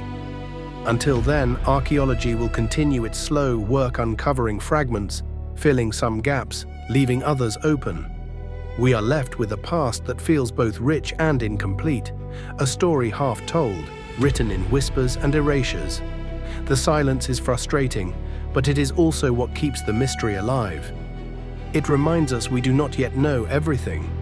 It reminds us the ground beneath our feet may still surprise us. And if a first civilization waits in the shadows of time, then the silence is not absence. It is invitation, an invitation to listen more closely, to look more carefully, to dig deeper. And that brings us to the most haunting question of all. If they existed, if they rose, if they built, if they mastered knowledge beyond what we assume, where did they go? Did they vanish into death? Did they scatter into us? Or did they leave? If a first civilization truly existed, the most haunting question is not only how they lived, but where they went. The ground may hold faint traces. The ocean may conceal drowned streets. Myths may preserve echoes like music heard through a wall. But the question that keeps returning, like a persistent pulse in the dark, is this: what became of them? Did natural catastrophe erase them so completely that only symbols survived? Did they collapse and scatter into smaller groups until their identity dissolved into the river of humanity? Or did they do something even more extraordinary? Did they leave? And if they left, where could they have gone? When we look at human history, migration is one of our oldest instincts. Long before cities, long before writing, we moved following herds, escaping drought, searching for safer ground. We have always been a traveling species, so if we, with our limited technology, can dream of colonizing Mars, why not imagine that a civilization older and more advanced could have already looked beyond Earth and acted on that dream? To them, leaving might not have been fantasy. It might have been survival. If catastrophe loomed, an asteroid, a chain of volcanic eruptions, rising seas, a world cracking under pressure, perhaps the choice wasn't between staying and dying, but between leaving and remembering. The most obvious direction is up. The stars. Even with technology we can already imagine, it's possible to picture spacecraft capable of carrying populations toward nearby systems, or at least carrying seeds' genetic archives, minds in storage, instructions for rebuilding. For us, this feels staggering, requiring resources beyond our grasp. But for a civilization thousands of years ahead, it may have been within reach. They might have spread through the solar system, colonized moons, built habitats in orbit, and then pushed farther. If so, the question becomes, are they still out there? Are they thriving in silence, a diaspora of Earth's first people living under other suns? Or did their colonies fall to the same cycle rise, fracture, collapse only in a wider arena? If they did survive, their return becomes not a myth, but a possibility. The sky above might hold descendants who remember this planet not as Earth, but as home. But leaving does not have to mean leaving the planet. There is another direction humans have always imagined when the surface becomes unsafe. Down. Ancient stories speak of hidden realms beneath mountains, subterranean kingdoms, people who live under the earth. From Greek tales of the underworld to Tibetan accounts of hidden sanctuaries.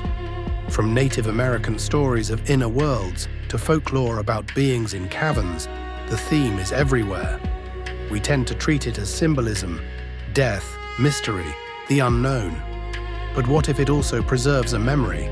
Derinkuyu and other underground cities show that humans have built below the surface on large scale. Not a few caves for emergencies, but engineered settlements with ventilation, storage, stables, communal areas, places designed for long habitation. These cities are usually explained as refuge from invasion, from weather, from danger. But if you zoom out and imagine a world facing planetary catastrophe, the logic deepens. Underground is stable. Underground is insulated. Underground can outlast storms, fires, even some kinds of fallout. A civilization anticipating disaster might have turned the Earth itself into shelter. Perhaps those underground cities we find are not the beginning of that idea, but the echo of it. Later peoples imitating a deeper tradition, building downward because somewhere in their stories, survival lived beneath stone. Then there is the ocean. We know less about the deep sea than we do about the moon's surface. That fact alone feels like a secret. Myths of undersea kingdoms abound. Atlantis, yes, but also stories of sea gods, people from the depths, lights underwater, beings who rise and vanish again. Much of it is folklore, shaped by fear of the ocean's power. But consider the possibility. A civilization pressured on land could have moved into the sea, building habitats beneath waves, perhaps even adapting biologically over time. We already build submarines. We already build underwater labs for short-term living. A more advanced society could have gone much farther, structures anchored to seafloor, domes, tunnels, entire communities hidden under currents and darkness. If that happened, their disappearance would look like extinction to surface dwellers. But in truth, they would be elsewhere, still here, but unreachable. And then there is the strangest direction of all, not up, not down, not into water, but sideways. Into time. Time feels rigid because our days are small. Clocks tick, seasons turn, we feel trapped inside a forward arrow. But physics is less strict than our intuition. Relativity shows time bends, gravity slows it, speed changes its flow. The universe treats time as fabric, not rail. We already live with tiny proofs. Satellite clocks require correction because time moves differently in orbit. Astronauts return microscopically younger than they would have been on the ground. The differences are small, but they reveal something profound. Time is not absolute. So if a first civilization reached a deeper understanding of space-time, perhaps their escape route wasn't geographical at all. Perhaps they stepped forward, skipping past catastrophe the way someone steps over a crack. Perhaps they moved into a future where the world had healed. To us, they vanished. To them, the journey might have been brief. Myths whisper about this too. Heroes who enter other realms and return to find centuries past. Sleepers under mountains waiting for an age to change, beings who disappear until the right time. We call these fairy tales. But sometimes fairy tales are how truth survives when it's too strange for plain language. There is also the possibility of dimensions. Modern physics entertains the idea of higher dimensions, layers of reality, invisible to our senses, folded spaces, hidden corridors. Myths across cultures speak of parallel realms accessible through sacred sites, dreams, rituals, doorways in mountains, bright openings in the sky. If the first civilization discovered how to move into such spaces, they may not have left Earth at all. They could be here still, living alongside us but out of phase with our perception. Their gods and spirits could be distorted glimpses of them. To us, supernatural. To them, just geography of a different kind. And then there is the simplest answer, the one that doesn't require starships or time travel. They may not have gone anywhere. They may have collapsed. Survivors may have scattered into smaller groups, losing tools and writing, losing the infrastructure that held their knowledge, until they became what later historians would call primitive again. If so, we might be their descendants, not metaphorically, but literally. In that case, the first civilization didn't disappear. It became us. Their golden age became our myths. Their technologies became our legends. Their catastrophe became our flood stories. Their teachers became our gods. And maybe that's why the question feels personal, even when it's framed as ancient mystery. Because part of us suspects we're asking about our own inheritance. What makes this so haunting is that all possibilities feel plausible when you consider the scale of time. Catastrophes have happened, asteroids have struck, supervolcanoes have darkened skies, ice ages have reshaped continents, knowledge has been lost, languages have vanished, peoples have migrated, mixed, transformed. The silence of history is wide enough to hold any outcome. Did they flee to the stars? Did they retreat below ground? Did they build beneath the sea? Did they step into time? Did they slip into another layer of reality? Or did they dissolve into us, leaving only echoes? If they did leave, the idea of return becomes the bright thread in the darkness. Imagine them arriving from orbit ships unlike anything we've seen, not roaring like our rockets, but moving with a calm that suggests mastery. Imagine them rising from the sea structures surfacing, lights breaking water like dawn. Imagine them stepping out of nowhere, appearing in empty space like a door opened in the air. To us, it would be revelation. To them, it might be homecoming. And here is a thought that makes the skin prickle if you let it sit. What if some of the visitors people describe strange lights, sudden appearances, beings that vanish are not extraterrestrial at all? What if they are terrestrial, ancestral, returning from hidden places? Not aliens. Ancestors, a civilization that never truly left, only withdrew, watching from below, from beyond, from between. It would explain the odd familiarity in so many stories, the way the gods are human-shaped, emotionally human, obsessed with human affairs. It would explain why the legends feel like family drama rather than cosmic invasion. It would explain why the myths keep insisting they came from here and they will come back. Whether any of this is true, we can't yet say. But the question itself reshapes us. Because if a first civilization could vanish in so many ways, then our own civilization is not as secure as we pretend. We are not immune to catastrophe. We are not immune to forgetting. We are not immune to becoming myth. And if they did survive, if they did leave, then somewhere out there, in star dark or ocean dark or time dark, something may be moving toward return. Which brings us to another set of images that keep appearing again and again in myth, in speculation, in the way we try to make sense of sudden disappearance. Flight, flood, flame. They show up like three repeating symbols, as if the old story was written in those elements. And maybe it was. Whenever people speculate about a civilization older than history, one that might have risen high enough to leave strange monuments behind, and then vanished so thoroughly we argue about whether it ever existed at all. Three images tend to surface again and again. The image of flight, the image of flood, the image of flame. They appear in myths, in archaeological puzzles, in the recurring shapes of our fears. They return so persistently that even if you don't believe they point to literal events, you begin to feel they point to something, some underlying memory, some repeated pattern, some shared trauma written into story. If Earth's first civilization really did exist, one or more of these forces might have shaped both their glory and their downfall. And perhaps the reason we keep circling these images is because they feel uncomfortably familiar. We are living them. We are already a civilization of flight. We are already a civilization watching seas rise. We are already a civilization holding flame powerful enough to erase itself. So listen closely to these three symbols. They may be less like fantasy and more like warning. First, flight. The dream of leaving the ground is as old as the human mind. We carved wings onto gods. We imagined chariots rising into clouds. We told stories of serpents that moved through the sky as if air were water. We passed down tales of sky people, star travelers, beings who came from above.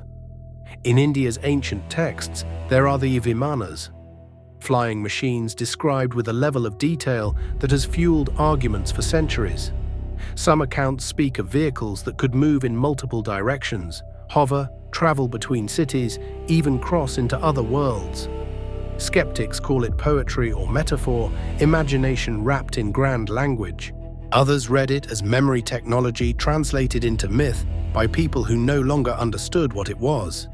In Greece, Daedalus and Icarus rise on crafted wings, the story ending in tragedy, as if the myth itself understands the danger of power used without restraint. In Mesoamerican tradition, Quetzalcoatl, the feathered serpent, binds sky and knowledge together, flight and teaching intertwined. In countless folk stories, there are skyboats, fiery discs, glowing objects moving with intent. The theme is consistent across cultures, separated by oceans. If a first civilization achieved flight, whether through machines, through manipulation of forces we haven't mastered, or through methods that looked like magic, it would explain why the memory persists. To someone without technology, a flying craft isn't a craft. It's a god. It's a monster. It's a star made local. The sound, the fire, the impossible motion. Those things don't fade easily from memory. Survivors of such a world would describe what they saw in the only language available. Divine chariots, serpents in the sky, beings descending on wings. Over generations, descriptions would soften into symbol. But the echo would remain. Flight, though, is not only wonder. Flight is power. The ability to move through the air changes everything. Territory, communication, warfare. A society that masters flight gains dominance over those who have not. And where dominance exists, conflict follows. This is where myths of battles in the sky begin to feel less like pure fantasy. Ancient stories across the world speak of wars among gods, weapons hurled from above, radiant fire, cities struck down. Read them as allegory and they teach morality. Read them as memory and they hint at something far darker. Conflict fought with technologies that later generations could only describe as divine. Which leads to the second image. Flood. Flood myths are nearly universal. They carry not only destruction, but a strange sense of cleansing, resetting the world, starting again. In Mesopotamia, Utnapishtim builds a boat. In the Bible, Noah does the same. In Hindu tradition, Manu is warned and guided. Across indigenous traditions, waters rise, lands reshape, survivors cling to fragments and rebuild. Science confirms that floods have reshaped the Earth, sometimes on terrifying scales. At the end of the last ice age, melting glaciers raised sea levels dramatically. Entire coastlines vanished. Regions that had been habitable for thousands of years were swallowed. If a first civilization thrived during that period, especially if it built along coasts, as civilizations tend to do, much of its heartland would now be underwater. Ports, cities, farmlands, temples, all drowned under centuries of rising tide. To survivors fleeing inland, it would have felt like the world ending. And if they had flight, imagine the horror of watching the drowning from above. Seeing harbors vanish, seeing roads become rivers, seeing the sea take everything that anchored life. A flood doesn't just destroy structures, it destroys maps. It erases the familiar. It turns home into an absence. That kind of loss becomes myth because ordinary language can't contain it. Flood is also a reminder of fragility. No matter how advanced a society becomes, nature does not negotiate. Rising seas, shifting tectonics, volcanic winters, these can undo centuries in a generation. We see it now in modern disasters that crack cities open. Multiply that power by Ice Age scale transformation, and you begin to understand how even a great civilization could become ghost. And then we come to the third image. Flame. Fire has always been central to human life gift and threat, warmth and ruin. Myths describe gods wielding lightning, fire raining from the sky, weapons that shine like the sun. In Hindu epics, weapons are said to blaze with unbearable light, to scorch earth so thoroughly that hair and nails fall out, that water becomes poisoned, that survivors flee and wash themselves. Some read this as poetic exaggeration. Some read it and think uneasily of radiation, of nuclear aftermath, of a kind of fire that is not ordinary burning, but elemental release. In Greek myth, Zeus throws thunderbolts, Prometheus steals fire and is punished for empowering humanity. In biblical stories, fire falls as judgment. Across cultures, flame is portrayed as power beyond human control. Modern readers cannot avoid certain associations. We have seen cities turn to ash in hours. We have created suns on Earth. We know what it means to hold fire, capable of ending civilization. When we read ancient myths with that knowledge, a question rises whether we want it to or not. Were they describing natural disasters, volcanoes, lightning storms, meteor impacts? Or were they trying to put into words a memory of weapons, technologies, forces too dangerous to keep? If a first civilization rose to a technological level where it mastered flight and advanced energy, then perhaps its end came not from flood alone, but from fire war, accident, collapse driven by tools that exceeded wisdom. Theories of flight, flood, and flame are not mutually exclusive. They may be chapters of the same story. A civilization rises and achieves flight, mastering movement and power. Nature shifts, seas rise, lands vanish, resources strain, populations move, tensions ignite, conflicts break out. Fire finishes what water began. Survivors scatter, carrying memories of all three into myth.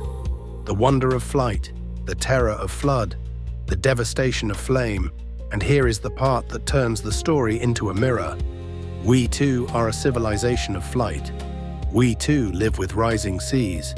We too hold weapons of flame powerful enough to erase ourselves. If history is a wheel, perhaps we are turning it again. Maybe the myths are not only memories of what happened before. Maybe they are warnings about what happens when a civilization reaches power without balance. If the first civilization returns, it will be fascinating, not in the way a spectacle fascinates, but in the way a long-closed book fascinates, to see which of these images they confirm. Will they tell us they did indeed master flight, moving through air and perhaps space with ease? Will they say the oceans swallowed their cities, that the seabed holds their streets? Will they admit that fire unleashed by their own hands brought them down? Or will they tell us the truth is stranger and more complex than our three symbols, that our myths are crude reflections of events we cannot yet frame properly? Whatever the answer, the persistence of these three images suggests they are more than coincidence. They are the outlines of a forgotten story, one written in sky, sea, and flame, and until the silence breaks, we are left with speculation stories of gods at war, worlds drowned, fire raining from heaven, because those are the languages humans use when reality is too large to hold. But now we must ask something even stranger. Not how they fell, not where they went, but how they could come back. Not by walking across an ocean, not by sailing from a lost island, but by stepping through the fabric of reality itself, through time, through space, through the corridors physics barely admits. Because if their departure was extraordinary, their return might be even more so. When we wonder about the possibility of Earth's first civilization returning, the question is not only if they will, but how they could. If they disappeared long ago, if they scattered, ascended, submerged, or slipped into silence, then their return might not follow the simple path we imagine. We tend to think in straight lines. A people leaves, and if they ever come back, they must travel the way we travel across land, across water, across years. But what if the path back is not linear? What if their return is not a matter of miles, but of time itself, or the space between worlds? Time feels rigid because our lives are small enough to fit inside it. We wake, we work, we sleep. Days march, years stack. Clocks insist the universe is orderly, but physics has been quietly undermining that feeling for a century.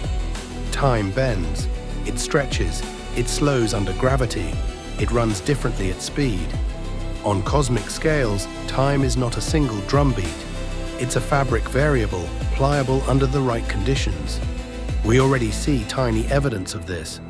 A satellite circling Earth experiences time slightly differently than we do on the surface. Its clock drifts, needing correction. Astronauts return from orbit a sliver younger than they would have been if they'd stayed home. The difference is minuscule, but the principle is enormous. If time can be altered even slightly by gravity and motion, then time is not absolute. It is negotiable, at least in theory. So imagine a civilization far ahead of us, one that understood space-time not as an abstract equation, but as terrain. A civilization that learned to fold, stretch, or step around time the way we step around a puddle. Their disappearance might not have been extinction. It might have been evacuation. Not outward into space, but forward into tomorrow. Myths hint at this in their own strange way. Gods who vanish and return to find centuries past. Heroes who enter other realms and emerge in a world transformed. Peoples said to sleep under mountains until the age is right. These stories are usually treated as symbolism, time as spiritual trial. But what if they are distorted memories of something literal? A people who foresaw disaster, rising seas, volcanic winters, wars, and instead of fleeing across oceans, they fled across centuries. They stepped into a future where the flood had settled, where the ash had fallen, where the world had cooled, where the surface was safe again. To us, they would appear to have vanished. To them, the journey might have felt like a brief interval. Space is the other door, and here again, physics does not shut it completely. The universe is not necessarily limited to the 3 dimensions we experience. Many theoretical models suggest additional dimensions, hidden layers, folded geometries. Wormholes, shortcuts through space-time are speculative, but not entirely forbidden by the mathematics. If a first civilization discovered how to harness such pathways, they could have traveled not only across planets, but between stars, perhaps between realities. To us, their departure would look like the greatest mystery of all, a civilization erased without a trace. But in truth, they might have stepped through a corridor we cannot see. This possibility is haunting because myths keep circling it too. Tales of bright doors opening in the sky, of beings arriving through light, of people vanishing into mountains and returning altered, of sacred sites that feel like thresholds, places where the veil is thin. We treat those phrases as poetic language for psychological experience. But sometimes poetry is how the mind describes technology it cannot name. The idea of return through space and time becomes even more plausible when you remember they are not separate. Space-time is one fabric. To move far enough in space at high enough speed is also to move differently through time. A journey to the stars, even at near light speed, would cause time to pass slower for the travelers than for those left behind. We dream of this in fiction, but the underlying physics is real. So it's possible to imagine a civilization that left Earth for the stars, knowing they would return to a planet older than the one they departed. For them, the journey might be decades. For Earth, it might be millennia. Their return would feel like resurrection, not because they were dead, but because time separated them from us the way ocean separates islands. There is also the possibility that they never truly left at all. That time and space can conceal without requiring travel. They may be here now, hidden in ways we cannot perceive. Folklore across cultures describes hidden realms, fairylands, spirit worlds, parallel lands where time behaves differently. People enter and return changed. Whole nights pass like minutes, centuries slip like a dream. Modern physics entertains parallel universes and higher dimensions, though not in the folkloric sense. But the echo is there, layers of reality beside our own. If the first civilization discovered how to move into such layers, they might be living alongside us right now, invisible not because they are ghosts, but because they are out of phase with our perception. To us, absence; to them, proximity. If they emerge again, it won't be because they traveled far, it will be because they opened a door. This is where the idea becomes psychologically unsettling. Because we like returns that arrive with clear narrative.